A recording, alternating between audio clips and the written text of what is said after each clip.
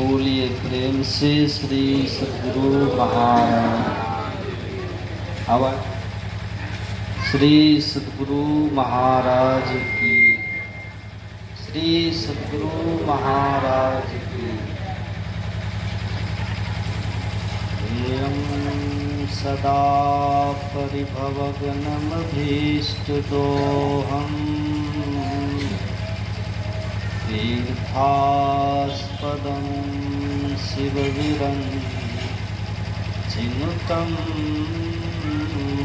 शरण्यं प्रत्यार्तेऽहं प्रणतपाल भवाब्धिपोतं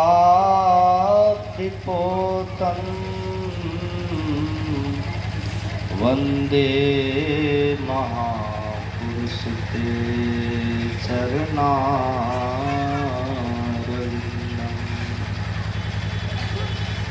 अखण्डानन्दबोधाय शिष्यसत्तापहारि सच्चिदानन्दरूपाय रामाय गुरुवे नमः। बोलिए प्रेम से श्री सद्गुरु महाराज की। परम पूज्य परमाराज सद्गुरु महाराज के युगल पाद पद्मों में नमन। मंचासीन पूज्य स्वामी महेश्वरानंद जी महाराज के युगल चरणों में नमन। अर्चनीय वंदनीय साधु समाज के पाद पद्मों में नमन। उपस्थित इस पवित्र प्रांगण में धर्म प्रेमी सज्जनों, पूजनीय माताओं एवं धर्मशिला बहनों,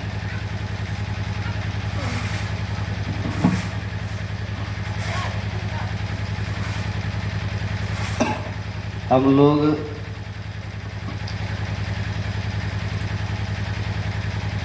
माँ काली के प्रांगण में यहाँ कल से संत मत का सत्संग कर रहे हैं।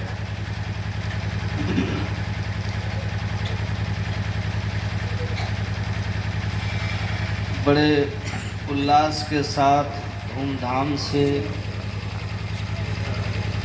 माँ काली के इस प्रांगण में हम लोग यहाँ बैठकर कल से ही समय से सत्संग की बातों को सुन रहे हैं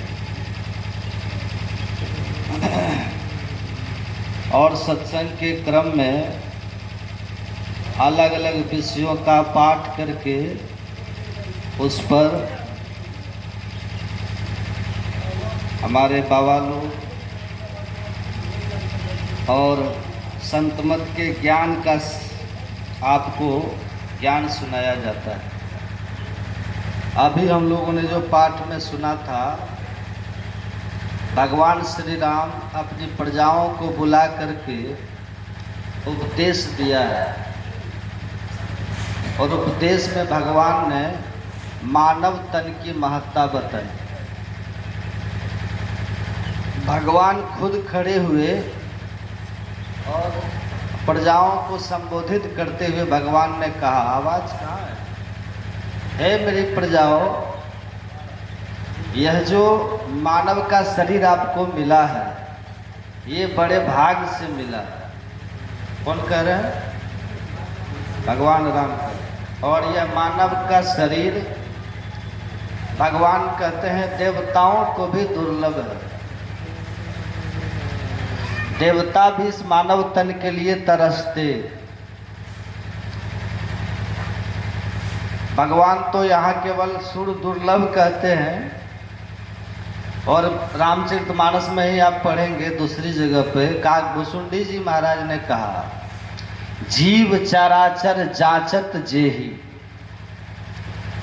जिस मानव तन को चर अचर जितने जीव हैं सब चाहता है, वही मानव का शरीर है। आप लोगों का हम लोग, और ये हम लोगों को मिला हुआ। कैसे मिला? आपने प्रातः काल भी सुना था, इस मानव तन को अपने से कोई पा नहीं सकता है। कोई सोचे कि हम पुण्य कर्म करें अथवा और भी किसी तरह का कर्म करें और ये मानव तन पा लें, ये नहीं। यह मानव का तन प्रयास साध्य नहीं है। हम प्रयास करके इसको पाना चाहें नहीं होगा। और मैंने ये भी कहा था, दुनिया का कोई भी बड़े से बड़े पद वाले कोई व्यक्ति हो या फिर कोई देवी देवता हो, ये मानव का तन नहीं दे सकता। यह मानव का तन जब भी मिलेगा, एकमात्र पर ब्रह्म परमात्मा, हम जिनकी संतान है, जिनका हम अंश हैं, उनकी कृपा से ही ये मिलता है। वही आपने भी पाठ में सुना, भगवान कहते हैं, आकर 4,84,000 योनि भ्रमत यह जीव अविनाशी, फिरत सदा माया कर प्रेरा, काल कर्म स्वभाव गुण घेरा। सुन रहे थे ना? भगवान कहते हैं 4 खानियों में 84 लाख योनियां हैं। 4 खानी कौन सब है? अंडज, पिंडज, उष्मज और अंकुरज। ये 4 खानियां हैं, ध्यान से सुनिएगा। और इस 4 खानियों में 84 लाख प्रकार की योनियां हैं। कौन सब योनियां हैं? एक संत ने ये भी गिना दिया है। संत कहते हैं 30 लाख स्थावर जानो। स्थावर किसको कहते हैं? जो एक ही जगह पर स्थिर होकर के रहे। संत कहते हैं स्थावरों का जो प्रकार है, इसकी जो क्वालिटीज है, वह 30 लाख प्रकार का है। पेड़ पौधा पहाड़ जो एक ही जगह पर स्थिर रहते हैं, स्थावर। अब पेड़ भी है तो तरह तरह का पेड़ है, पौधा है तो विविध प्रकार के पौधे हैं, बहुत कुछ है। तो इसका प्रकार संत ने कहा कि 30 लाख का प्रकार है। और फिर जो जल में चलने वाले प्राणी हैं, जो जलचर हैं, उसका प्रकार है 9 लाख। कितना? 9 लाख सब जलचर जानो, जल में रहने वाले। तो 30 और 9 कितना हो गया? 39। 11 लाख कृमि कवि गाय। कृमि मतलब कीड़े मकोड़े, कीट पतंग। इसका प्रकार है 11 लाख। 39 और 11 50। 20 लाख पशु जानहु भाई। 20 लाख है पशुओं का प्रकार। तो 50 और 20 70। और 10 लाख पक्षीगण बताए। पक्षियों का प्रकार है 10 लाख। कितना हो गया? 70 और 10 80। 4 लाख बानर समुदाय। जब यह 84 कट जाई, तब ये मानस के तन पुनि पाई। अंतिम में 4 लाख प्रकार का बंदर है। आपने देखा ना, बंदर कितने तरह के होते हैं? कहीं देखिए काला मुंह वाला, लंगूर लोग उसे कहते हैं। कहीं देखिए लाल मुंह वाला, तरह तरह का 4 लाख प्रकार का बंदर है। ये सब मिला करके 84 लाख प्रकार की योनियां। भगवान कहते हैं कि हे मेरी प्रजाओं, यही जो 84 लाख प्रकार की योनियां हैं, इसी में ये जीव बहुत भटका है। 84 भुगती घनी, अब बहुत सही जम मार। जम की मार बहुत खाए हैं। अभी जो आप हम मनुष्य बने हुए हैं ना, कितनी सुंदर व्यवस्था है, देखते हैं ना। भूख लगती है तो भोजन कर लेते हैं, प्यास लगती है तो पानी पी लेते हैं, काम करते करते थक जाते हैं तो विश्राम भी कर लेते हैं। गर्मी लगती है, पंखा चला लेते हैं, कूलर चला लेते हैं। सर्दी लगती है, रजाई की व्यवस्था कर लेते हैं, कंबल की व्यवस्था कर लेते हैं, हीटर चला लेते हैं। ये सब तरह का संजोग, सब तरह की व्यवस्था इस मानव तन के लिए है। इसलिए भगवान सुने ना, आप पाठ में कह रहे थे, साधन धाम। इस मानव तन में सब तरह की व्यवस्था है। साधन कहते हैं व्यवस्था, सब व्यवस्था है। तो भगवान ने ये जो मानव का शरीर आप और हम सबको दिया है, ये बड़ी कृपा करके दिया है। और 84 लाख योनियों में भटकते भटकते जब बहुत क्लेशित होते हैं, पीड़ित होते हैं हम जीवात्मा, तब देते हैं, शरीर देते हैं मानव का। और अद्भुत बात है, आपने कभी देखा, जो भी मनुष्य हो सब 3.5 हाथ के होते हैं। आपके हाथ से, दूसरे के हाथ से नहीं, अपने हाथ से सबके सब 3.5 हाथ के होते हैं। आज जो बच्चा जन्म लेगा ना, आज भी उसको अपने हाथ से नाप करके देखिएगा तो वो भी 3.5 हाथ का होगा। और जो 50 साल के पुराने हैं ना, उनको भी नाप करके देखिए, वो भी अपने हाथ से 3.5 हाथ का ही होगा। क्या सृष्टि है भगवान की। संत कबीर साहब कहते हैं, घर तो 3.5 हाथ। ये क्या है? शरीर घर के समान है। जैसे घर में हम रहते हैं, ऐसे ही शरीर रूपी घर में ये जीव रहता है। तो कबीर साहब कहते हैं, ये जो शरीर रूपी घर है कैसा है? घर तो 3.5 हाथ, घना तो 4.25। कहाँ मड़ावे मेरिया लंबी भी तुषार। कभी कभी कोई व्यक्ति 4.25 हाथ के भी अपवाद स्वरूप हो जाते हैं, नहीं तो प्राय सब 3.5 हाथ के ही होते हैं। अब सवाल है कि 3.5 हाथ का ही क्यों है? प्रश्न हो सकता है ना कि भगवान ने इस मानव तन को 3.5 हाथ का ही क्यों बनाया? 4 हाथ का बना देते, 5 हाथ का बनाते, 3.5 हाथ का ही क्यों? कारण क्या है? सुनिएगा आप ध्यान से। एक हाथ में कितना बित्ता होता है? नाप करके देखिएगा। एक हाथ में, अपने हाथ में अपने बित्ता से सबके सब 2 बित्ता का होता है। और एक हाथ में 2 बित्ता, तो 3.5 हाथ में कितना बित्ता? 7 बित्ता हो गया। और एक बित्ता में आप नाप करके देखिएगा तो 12 अंगुल होते हैं। एक बित्ता में 12 अंगुल, तो 7 बित्ता में कितना अंगुल? 12 सत्ते 84।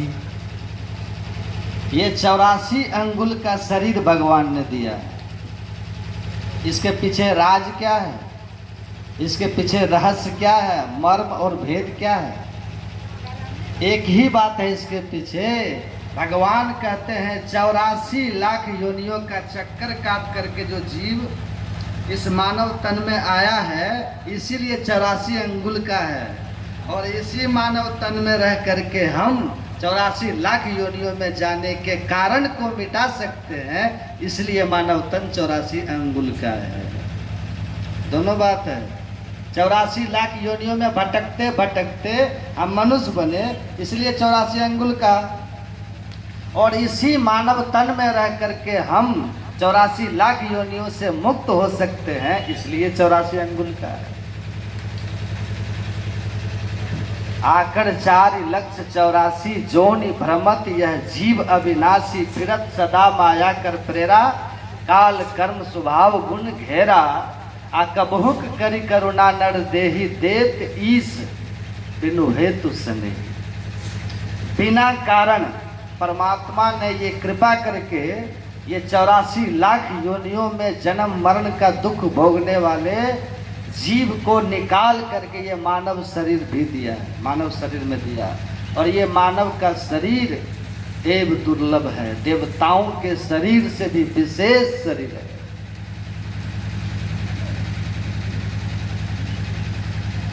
विशेष शरीर है।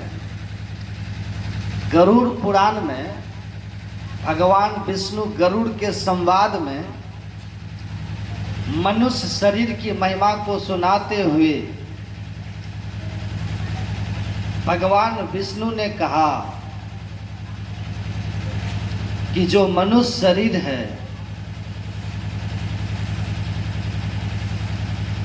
यह देव दुर्लभ है, सबसे श्रेष्ठ है, न मनुष्यात् श्रेष्ठ तरंग ही किंचित।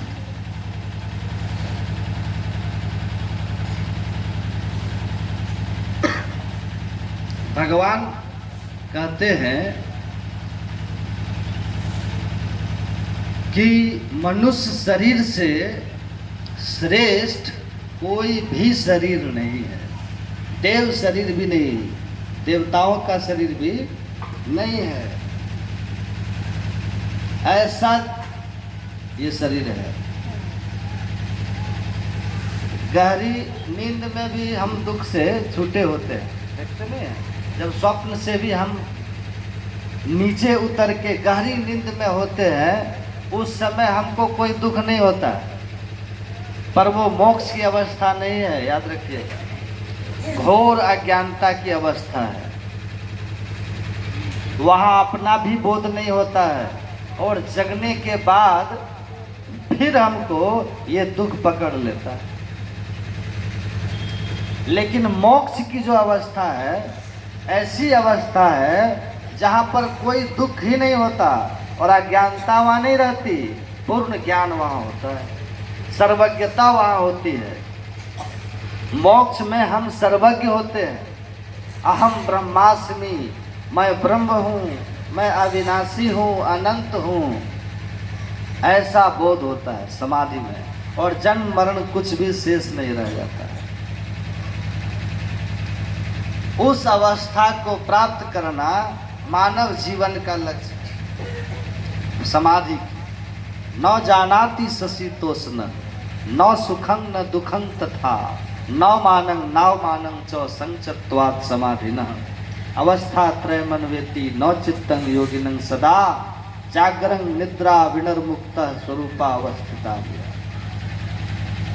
इसीलिए केवल और केवल 84 लाख योनियों में एक मनुष्य शरीर में ही परमात्मा ने वह रास्ता आपको दिया है समाधि में जाने के लिए। और सद्गुरु महाराज समेत सभी संतों की वाणियों में और ग्रंथों में है कि आप केवल इसीलिए सबसे श्रेष्ठ हैं, देवता से भी श्रेष्ठ हैं, क्योंकि एक व्यवस्था केवल नर ही तन से मुक्ति को पावहु, याते यातन दुर्लभ मुक्ति कमावो। ये व्यवस्था केवल आपके अंदर में, केवल आपके अंदर मोक्ष की प्राप्ति, समाधि की अवस्था, और कहीं नहीं है। इसलिए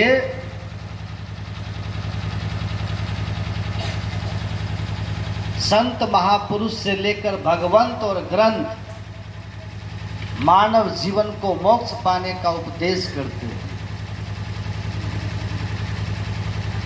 आप महाराज दत्तात्रेय जी का उपदेश भागवत महापुराण में है, जिन्होंने राजा यदु को दिया था।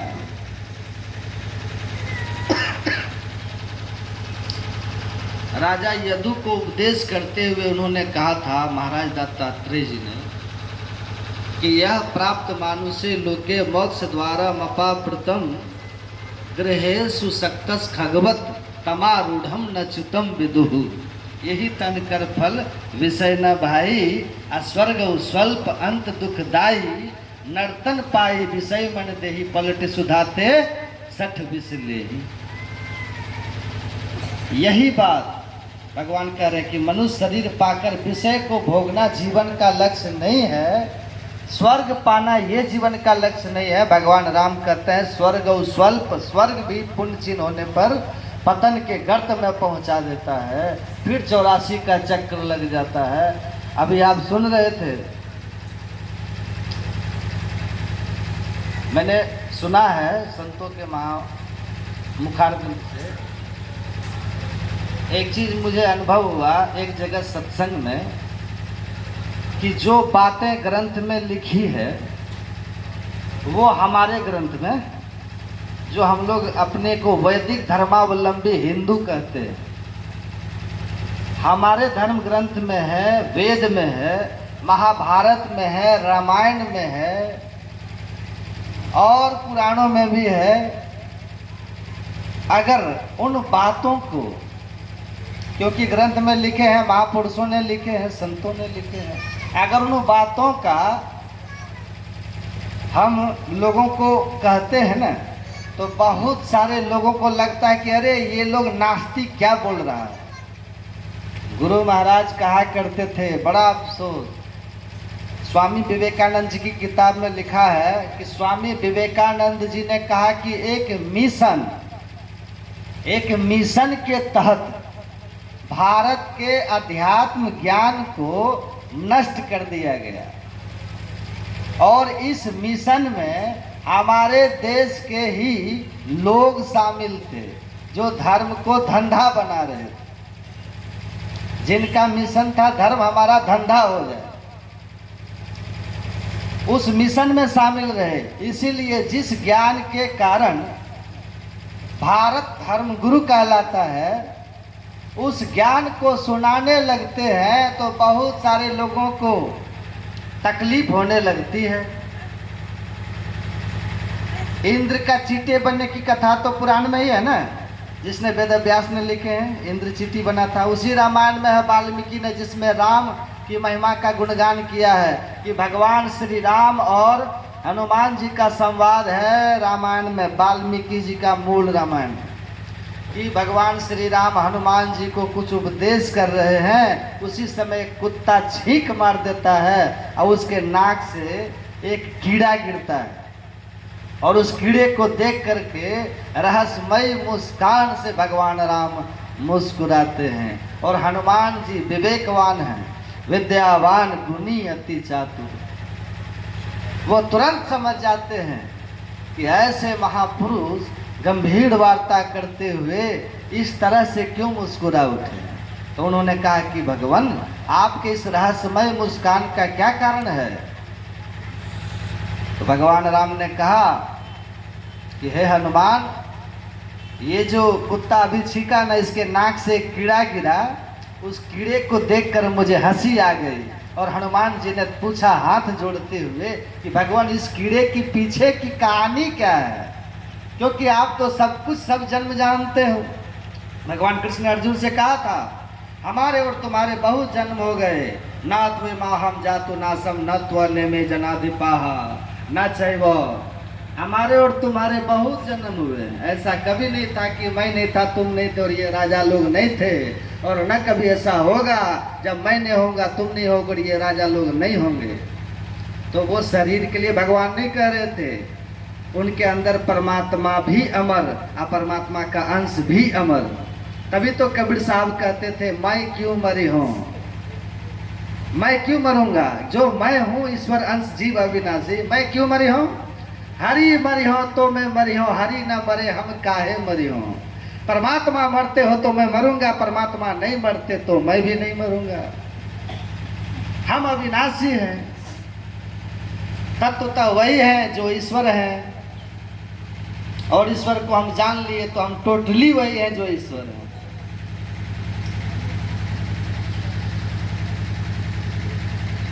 तो कहते हैं ये जो है कुत्ता के नाक से कीड़ा का क्या कहानी है, आप तो सबका सब कुछ जानने वाले हैं। तो भगवान श्री राम ने कहा, हनुमान जी आप बहुत ही बुद्धिमान हैं, आपने ठीक समझा।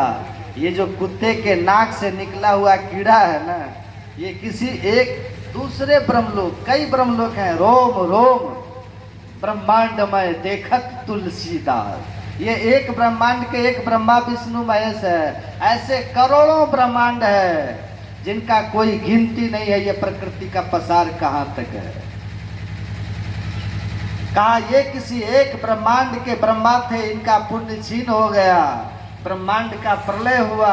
आज जो कभी ब्रह्मा का पद पर बैठ करके प्रकृति की उत्पत्ति का भार लिए हुए था किसी एक ब्रह्मांड का, देखिए हनुमान जी आज ये कुत्ते के नाक के कीड़े तक की यात्रा कर चुका है, कीड़े तक की यात्रा पर आ गया है। यही बात सुना रहे हैं कि आप ब्रह्मा भी बन गए तो कुत्ते के नाक के कीड़ा बनने से नहीं बच सकते, विष्णु बन के नहीं बच सकते। सबकी कथा है, और ये किसी और ग्रंथ में नहीं है, ये किसी ईसाई या इस्लामी ग्रंथों में नहीं है, जहाँ ब्रह्मा विष्णु महेश के संबंध में इन बातों का चर्चा है, इंद्र के बारे में चर्चा है, ये आप और हमारे धर्म ग्रंथ में है। किम मन्य ही काल धुरते ही कल्पांते वैष्णवादिवी ही। जब हिरणाक्ष का वध हुआ, हिरणाक्ष के वध पर सब रोदन पसार रहे थे, तब वहाँ लिखते हैं सुखदेव जी महाराज कि अरे देखो ये क्या कह रहे हैं कि हिरणाक्ष जैसा बलि कैसे मर सकता है। अरे ये लोग काल की महिमा को नहीं जानते हैं। काल इतना बली है कि कल्प के अंत पर वैष्णवादिवी ही ब्रह्मा विष्णु महेश को भी निगल जाता है। तो ये क्या चीज है? हिरणाक्ष क्या चीज है? ये भागवत महापुराण में लिखा है। हिरणाक्ष वध प्रकरण भागवत खरीद के पढ़ लीजिएगा। तो संत जब बोलते हैं, हम जब कहीं एक जगह सत्संग में बोले कि आप लोग क्यों बोलते हैं ये सब, हम बोले कि वेद व्यास जी से जाके झगड़ा कीजिए, वाल्मीकि से जाके लड़ाई कीजिए, बेकार की चीज है ये। इन लोगों ने क्यों लिखा? भाई पुस्तक है तो पूरा सिलेबस पढ़ेंगे ना। अच्छा विद्यार्थी तो पूरा सिलेबस पढ़ता है, सेलेक्टिव पढ़ने वाले का हर बार थोड़ी भाग्य साथ देता है। कभी न कभी केस फेल भी होता है और आप भी फेल हो जाएंगे। तो ग्रंथों में लिखा है कि इन सब से आपको मोक्ष मुक्ति नहीं होने वाला, क्योंकि ये स्वयं मोक्ष पद में नहीं है, ये स्वयं जन्म मरण से मुक्त नहीं है। तो ये आपको क्या दे सकते हैं? आपको तो ये आपको संसार दे सकते हैं। लिखा है इनकी तब तपस्या करके प्रसन्न कर लोगे तो ये संसार की वस्तु आपको वरदान के रूप में दे सकते हैं। बेटा आपको दे सकते हैं, नौकरी आपको दे सकते हैं, देवी देवता लोग धन दे सकते हैं। देखिए बचपन से एक बात घूमती है, जब जब दिवाली का समय आता है, कभी विचार कीजिएगा, हमारे देश में घर घर में लक्ष्मी पूजा होती है ना। लक्ष्मी किसकी देवी है? धन की है ना। लक्ष्मी पूजा तो हमारे देश के घर घर में होती है और हर घर में लक्ष्मी की मूर्ति है। पता नहीं ये लक्ष्मी अमेरिका में जाके क्या करती है। पूजते हम लोग हैं। अब बस्ती कहाँ है? अमेरिका में। जो अमेरिका वाले जानते भी नहीं कि लक्ष्मी जी होती क्या है। आप किसी से पूछो, यूरोपियन से पूछ दो, France, England, Italy, Japan, Germany, ये जो अमीर देश हैं, अमेरिका, कनाडा, ऑस्ट्रेलिया, वहाँ के किसी आदमी से पूछ दो, do you know what is Lakshmi? No no, न वो लक्ष्मी देवी को जानते हैं न पूजते हैं, और सारा संपत्ति उधर ही है। तो विचार कीजिए, आज तक किसी ने जवाब नहीं दिया कि हम लोग पूछ पूछ के मर गए, फिर भी हमारे घर क्यों नहीं आती। सारी जिंदगी हम लोग कहते रहे लक्ष्मी घर दरिद्र बाहर, और लक्ष्मी बाहरे अमेरिका इंग्लैंड में घूम रही है। आज तक हमारे प्रधानमंत्री दुनिया में घूम के कहते हैं लक्ष्मी जी को लेके मेरे देश में आओ, आ ही नहीं रही है। वो जा रहे लक्ष्मी के लिए नहीं जाते हैं कि आपके देश में लक्ष्मी जी आके बस गई है, जरा मेरे देश में लेके चलो। तो हम पूछ पूछ के मर गए, यात्रा कर कर के मर गए कि भैया थोड़ी लक्ष्मी लेके चलो, पर आ ही नहीं है, वो आ ही नहीं रही। थोड़ी बहुत कृपा करती है तो आ भी जाते हैं, हम लोग बड़े खुश होते हैं। अमेरिका से करोड़ों का इन्वेस्टमेंट आता है, लक्ष्मी ही तो आती है। तो आपको भगवान विवेक दिया है, जरा खोल के समझो, इसको समझिए ठीक से, तो थोड़ा बहुत तो मिल जाएगा। लेकिन बहुतायत में तो उसकी अलग व्यवस्था है भाई।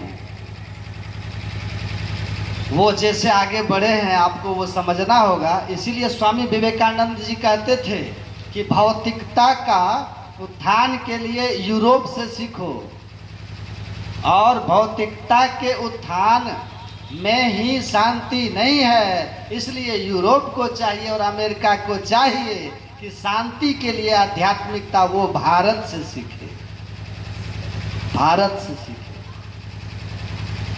तो धर्म जो है ना वो हमारे कल्याण का मार्ग है। लेकिन कबीर साहब कहते हैं ऐसी दीवानी दुनिया भक्ति भाव नहीं बुझे जी, कोई आवे तो बेटा मांगे यही गोसाई दीजिए जी। कोई आवे दुख का मारा हम पर कृपा कीजिए जी, कोई करावे ब्याह सगाई सुनत गुसाई दीजिए जी। साचे का कोई आवे तो दौलत मांगे भेंट रुपया लीजिए जी। साचे का कोई ग्राहक नहीं झूठे जगतपति जे जी। कहे कबीर सुनो भाई साधो अंधों को क्या कीजिए। अब भी आंख नहीं खुलते हैं, लक्ष्मी घर दरिद्र बाहर। कितनी आपके घर लक्ष्मी आ गई आपके घर और दरिद्र चले गए, दरिद्रता चली गई। अध्यात्म को जीवन में धारण करोगे तो ऐसी दरिद्रता जाएगी कि दरिद्रता कभी आएगी नहीं। चा गई चिंता मिटी मनवा बेपरवाह, जाको कछु न चाहिए सोई शहंशाह। पूर्ण काम आप्त काम, संसार से ऊपर उठ जाओगे। लक्ष्मी भले यूरोप अमेरिका में होगी, वहां रहेगी, लेकिन शांति की खोज में वो यही आते हैं, भारत आते हैं। क्योंकि यहाँ अध्यात्म की पूंजी है, अध्यात्म की शक्ति है, अध्यात्म का धन है भारत में। और ये धन आ गया तो फिर सब धन धूलि समान। तो धर्म सुख और शांति आनंद के लिए, और मानव जीवन का यही कर्तव्य है कि यह मनुष्य का शरीर मिला है। भगवान विष्णु ने गरुड़ जी से कहा कि इसका लक्ष्य क्या है। अनित्यानि शरीरानि विभव नैव शाश्वतः नित्यम सन्निहितम मृत्यु कर्तव्यो धर्म संग्रह। कहते हैं यह अनित्य है, ये देव दुर्लभ है, लेकिन स्थिर नहीं है। ये शरीर नाशवान है, पानी का सा बुलबुला यह तन ऐसा हो। पानी के बुलबुले के समान ये शरीर कब कहाँ नष्ट हो जाएगा इसके बारे में हमें कोई पता नहीं। अनित्यानि शरीरानि विभव नैव शाश्वतः। कितना भी धन संपत्ति वैभव आप जमा कर लें, लेकिन वो शाश्वत नहीं है। 1 लाख पुत 1.25 लाख नाती जा रावण कर दिया नौबा। रुपए के महल सोने का महल रुपए का छाजा, छोड़ी चले नगरी के राजा। आवत संग न जात संगाती काह भये दल बांधे हाथी। कहे कबीर अंत की बारी हाथ झाड़ी जो चला जुआरी। तो कितना भी धन वैभव आपने जमा किया, ये आपके काम नहीं आएंगे। हारे हुए जुआरी की तरह संसार के पीछे भागने वाला हताश निराश जाता है। एक तो अंधेरी कोठरी तामे दियो न बाती हो, बहिया पकड़ जम ले चला कोई संग न साथी हो। यही भगवान राम कहते हैं, यही तन कर फल विषय न भाई। विषय नहीं है, स्वर्ग भी मिल जाएगा तो स्वर्ग स्वल्प, जब तक पुण्य रहेगा तब तक रहोगे। अपुण्य छीन पता अनंते महा दुखम परिताप सुदारुणः। स्वर्गा भाजश्चरन्ति तस्मात् स्वर्ग न कामय। कहा स्वर्ग में जब पुण्य छीन होगा, ये जो मैं कह रहा हूँ ना, ये क्या दे सकते हैं? ये पुण्य से आपको संसार भी दे सकते हैं, स्वर्ग तक दे सकते हैं। गुरु महाराज ने कहा अनेक देवता मिलकर अलग अलग जितना आपको दे सकते हैं, अकेले ईश्वर आपको उससे अनंत गुना अधिक दे सकते हैं। क्योंकि देवताओं में जो कुछ देने की शक्ति सामर्थ्य है वह ईश्वर की ही दी हुई है, और इनको थोड़ी थोड़ी शक्ति देकर ईश्वर अनंत शक्ति के भंडार हैं। इसलिए जो एक ईश्वर को पूजता है वही सच्चे अर्थ में आस्तिक है, सच्चे अर्थ में उस एक ईश्वर को पूजने वाला ईश्वर को दर्शन करके मोक्ष को पाता है। और उस ईश्वर को दर्शन करने के लिए जो मोक्ष का द्वार है वो केवल और केवल मनुष्य शरीर में ही है। मनुष्य शरीर से ही आप ईश्वर भक्ति करके परम पद को प्राप्त कर सकते हैं, जहाँ से पुनर्जन्म नहीं होता है, इस दुखमय संसार में नहीं आना पड़ता है।